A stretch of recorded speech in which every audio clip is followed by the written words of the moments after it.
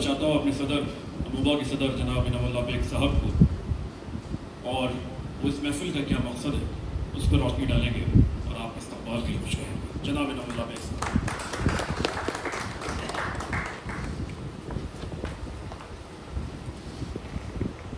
السلام علیکم ورحمۃ اللہ وبرکاتہ۔ الحمدللہ رب العالمین، الصلاۃ والسلام علی رسول الکریم وعلی آلہ واصحابہ اجمعین، اما بعد۔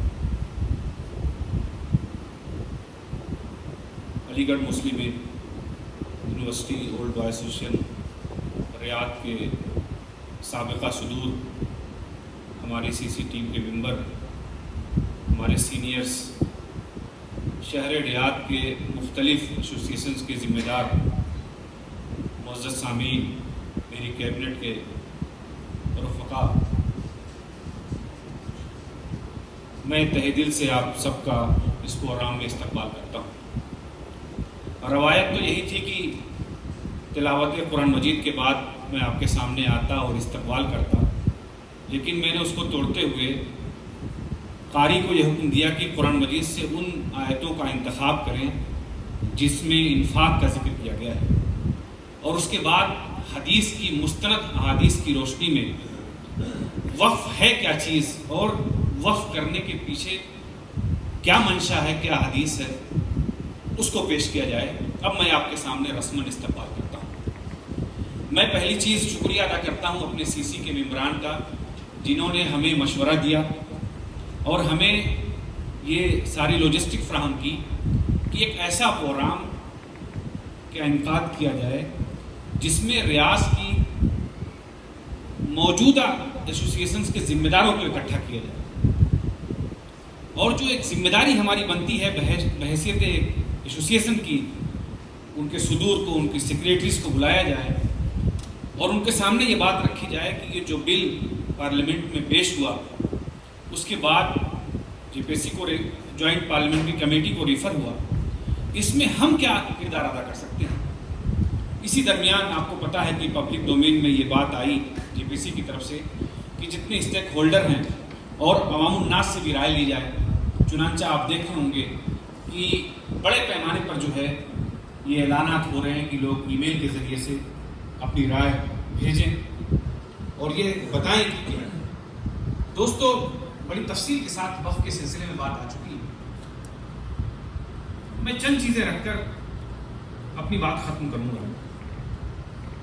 بحیثیت مسلمان ہمارا یہ عقیدہ ہے کہ مرنے کے بعد اللہ کے سامنے کھڑے ہوں گے اور اللہ تبارک و تعالیٰ ہمارا حساب کتاب لے گا اور ہمارے اعمال کی بنیاد پر ہمیں جنت اور جہنم ملے گی۔ نیکی کے کاموں میں ایک بڑا کام، جو سب سے بڑا کام ہے عبادتوں کے ساتھ ساتھ، وہ کسی کی مدد کرنا۔ ایک حدیث ہے جس میں اللہ کے رسول صلی اللہ علیہ وسلم نے حدیث قدسی ہے کہ قیامت کے دن اللہ تعالیٰ پوچھے گا کہ میں بیمار تھا، تو نے مجھے کھانا نہیں کھلایا، دوا نہیں دی، میں بھوکا تھا، کھانا نہیں کھلایا، ننگا تھا، کپڑا نہیں پہنا۔ تو بندہ پوچھے گا اللہ تعالیٰ تو ان سب چیزوں سے بے نیاز ہے، آخر ایسے کیسے ہو سکتا ہے؟ تو اللہ تعالیٰ کہے گا کہ میرا فلاں بندہ بھوکا تھا، اگر تم ان کو کھانا کھلاتے تو مجھے وہاں پاتے۔ میرا فلاں بندہ ضرورت مند تھا، اگر اس کی ضرورت پورا کرتے تو اس کو پاتے۔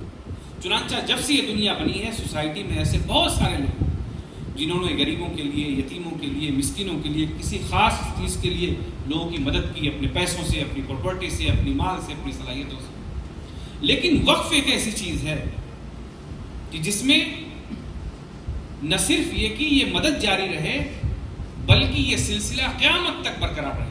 یہ جو لکھا ہوا ہے آپ سلوگن، اس کی ایک میں مثال دیتا ہوں۔ مدینہ ہم میں سے تقریباً سارے لوگ گئے ہوں گے، وہاں پر ایک کنواں ہے بیر عثمان۔ آپ کو پتا ہے وہ کس وقت وقف ہوا؟ پہلی صدی ہجری میں اللہ کے رسول صلی اللہ علیہ وسلم کے صحابی، خلفائے راشدین میں سے تیسرے خلیفہ حضرت عثمان غنی رضی اللہ تعالیٰ عنہ نے وقف کیا تھا۔ آج تک وہ وقف ہے، اور صرف ہندوستان میں اوقاف نہیں ہے، جہاں جہاں مسلمان ہیں وہاں وہاں اوقاف ہے۔ اور وقف کا جو سلسلہ ہوا وہ پہلی صدی ہجری سے لے کے 8ویں صدی ہجری تک، جو اس کا پیک تھا، اس کے بعد آج تک بھی وہ سلسلہ جاری ہے۔ چنانچہ مساجد، مدارس، عیدگاہیں، اسپتال، دارالاقامہ، مقبرے، بلڈنگز اور ایسی بہت ساری چیزیں ہیں جو وقف ہیں. کس کے لیے؟ کہ اس سے جو آمدنی آئے، اس سے جو اس کا جو استعمال ہو وہ عوام الناس کے لیے ہو، مسلمانوں کے لیے ہو. اس سے جو بہترین چیز ہوگی وہ سماج کی ترقی ہو. یہ بل، یہ وقف تو یہ کہتا ہے کہ جو گورنمنٹ کی ذمہ داری ہے اس کے ساتھ ساتھ عوام الناس کی بھی ذمہ داری ہے. چنانچہ آپ دیکھیں گے کہ جو اوقاف ہیں اسلام کے اندر، آپ یہ سوچئے کہ ہر چیز کے لیے وقف کیا گیا، اور اس اتنے بڑھ کر وقف کیا گیا کہ ایک وقت آیا کہ اسلامی حکومت نے یہ کہا کہ بھائی جو لوگ وقف کرنا چاہتے ہیں، وقف کرنے سے پہلے ہمارا ایک دفتر ہے، اس سے رجوع کریں کہ کیا وقف کرنا چاہتے ہیں اور کیوں وقف کرنا چاہتے ہیں. چنانچہ میں تاریخ کے 2 واقعات آپ کے سامنے بیان کرتا ہوں. ایک واقعہ جو آپ نے اکثر یوٹیوب پہ سنا ہوگا اور فیضان مصطفیٰ صاحب کی تقریر میں بھی سنا ہوگا کہ آپ کو ایک وقف کس چیز کے لیے کیا گیا. میں ایک دوسرا واقعہ سناتا ہوں. دمشق کا واقعہ ہے. ایک خاتون تھی جو وقف کرنا چاہتی تھی، تو انہوں نے جو وقف کا دفتر تھا اس سے رجوع کیا اور کہا کہ میں اپنی جائیداد وقف کرنا چاہتا ہوں. کس مد میں وقف ہو؟ ان کو جواب آیا کہ اس وقت سارے جو مد ہیں وہ فل ہو چکے ہیں. یتیموں کے لیے اوقاف ہیں، مسکینوں کے لیے ہیں، بیواؤں کے لیے ہیں، مساجد کے لیے ہے، مدارس کے لیے، اسپتال کے لیے ہے، سماج میں اور دوسرے لوگوں کے لیے ہے. ہاں البتہ ٹھنڈک کے موسم میں سائبیریا سے بہت سارے پرندے جو ہے وہ جو مائگریٹ کر کے آتے ہیں دمشق میں اور ترکی میں، ان کے کھانے پینے کا، ان کے چارے کا اور ان کے کچھ رہنے کا بندوبست کرنا ہے. یہ ہمارے پاس ایک مد ہے، اس میں آپ وقف کر سکتی ہیں. اور میں بتاؤں اس خاتون نے اس میں وقف کیا اور وہ وقف آج تک چل رہا ہے. یہ ہے اسلام کے اوقاف، اور اسلام یہ ہے وقف کا طریقہ. جو پہلی صدی سے وقف شروع ہوا اور آج تک چلا آ رہا ہے، اس میں اگر آپ جائزہ لیں تو آج کا جو نتیجہ ہے اور جس نتیجے کے اس میں بل آیا ہے، چنانچہ مائنارٹی منسٹر کرن رجیجو صاحب نے جب بل پارلیمنٹ میں پیش کیا تو آپ کو پتا ہے انہوں نے کس چیز کا حوالہ دیا؟ انہوں نے حوالہ دیا سچر کمیٹی رپورٹ کا. انہوں نے حوالہ دیا اوقاف کا اور بڑی تعریف کی، اور یہ کہا کہ سچر کمیٹی جب بنی تھی اس نے جو رپورٹ دی تھی کہ اوقاف کا اگر صحیح استعمال اس وقت کیا جاتا تو اس کی آمدنی کتنی ہوتی؟ 12,000 کروڑ. آن ریکارڈ انہوں نے کہا. لیکن کتنی ہو رہی ہے؟ 140 کروڑ. گویا اوقاف جن کے ہاتھ میں ہے وہ کرپٹ ہیں، وہ اس کا صحیح استعمال نہیں کر رہے ہیں، اس پر قبضہ ہے، اس کا غلط استعمال ہو رہا ہے. ہم اس کو صحیح کرنا چاہتے ہیں. ہم اس کو کیا کرنا چاہتے ہیں؟ اس کو ایسے طریقے سے جنریٹ کرنا چاہتے ہیں تاکہ اس کی آمدنی بڑھے. اور اس میں ہمارا یہ خیال تو بہت اچھا ہے، بہت اچھی چیز ہے، لیکن اس کے لیے جو وہ ذرائع استعمال کر رہے ہیں، اس کے لیے جو قوانین بنا رہے ہیں، وہ قوانین ایسے ہیں جس سے ان کی منشا ظاہر ہوتی ہے. اور منشا کیا ظاہر ہوتی ہے کہ وہ نعرہ تو بہت اچھا دے رہے ہیں کہ ہم یہ جو وقف کیا گیا ہے اس کے مقصد کو سامنے رکھ کر یہ کرنا چاہتے ہیں، لیکن جو وہ امینڈمنٹ کرنا چاہ رہے ہیں، جو تبدیلی لانا چاہ رہے ہیں، وہ تبدیلی وہ اس طریقے کی ہے جس کے بہت مضر اثرات سماج کے اوپر پڑنے والے ہیں. چنانچہ وقف 1995 کا جو ایکٹ ہے اس میں جو تبدیلی کی بات کہی ہے تقریباً 40 to 44 تبدیلیاں وہ لا رہے ہیں، جس میں جو بڑی تبدیلی ہے، جو نیا قانون آئے گا، جو اس میں سب سے زیادہ تشویش ہے وہ یہ کہ جو اوقاف کی جائیداد ہیں اس کا ایک بڑا حصہ اوقاف جس مقصد کے لیے کہے وہ نکل جائے. جس میں انہوں نے میجر جو تبدیلیاں کی ہیں، جس میں یہ کہ اس کے رکھ رکھاؤ کے لیے ڈسٹرکٹ کلیکٹریٹ ڈی ایم ذمہ دار ہوگا. اسی طریقے سے کمیٹی میں 2 ہندو شامل کیے جائیں گے. اسی طریقے سے جو زبانی وقف ہے اس کی کوئی حیثیت نہیں ہوگی، اس کی کاغذی وقف کی حیثیت ہوگی. اسی طریقے سے 5 کوئی اگر وقف کرنا چاہتا ہے تو اسلام میں داخل ہونے کے کم سے کم 5 سال بعد وقف کرے تب اس کی وہ مانی جائے گی.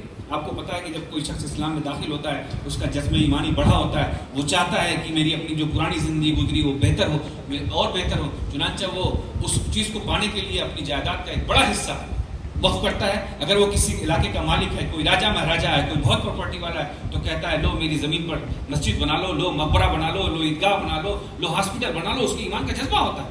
گورنمنٹ نے کہا نہیں 5 سال جب تک اسلام میں نہیں ہوگا تب تک وہ نہیں کر سکتا. اسی طریقے سے ایک بات بہت اچھی گورنمنٹ نے کہی، لیکن اس کا منشا دیکھیے کہ ہم تمام پراپرٹیز کو ڈیجیٹلائز کریں گے، لیکن 6 مہینے کے اندر اگر نہیں ہوئی تو وہ پراپرٹی نہیں مانی جائے گی. آپ کو پتا ہے ہم سب ہندوستان میں رہتے ہیں، ہمارا ایک اپنا نالی کا کام کرانے کے لیے سال لگ جاتا ہے. ہم کس طریقے سے اس چیز کو کریں گے؟ چنانچہ اس پر ساری تنظیموں نے، سارے لوگوں نے اس پر تشویش ظاہر کی.